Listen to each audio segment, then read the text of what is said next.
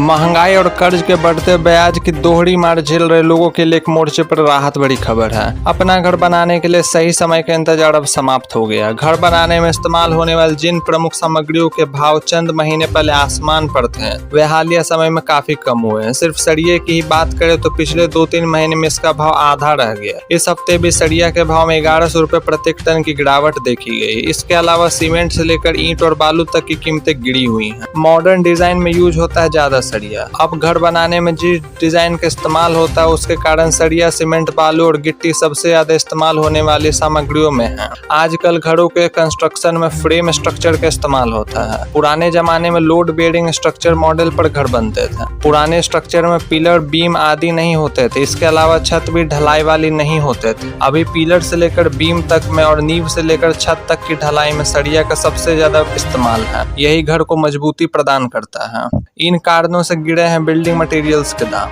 बीते दिनों कुछ ऐसे घटनाक्रम हुए हैं जिनके कारण भवन निर्माण सामग्रियों की कीमतें धड़ाधड़ कम हुई हैं। सबसे पहले तो सरकार ने घरेलू बाजार में कीमतें नियंत्रित रखने के लिए स्टील पर एक्सपोर्ट ड्यूटी को बढ़ा दिया है।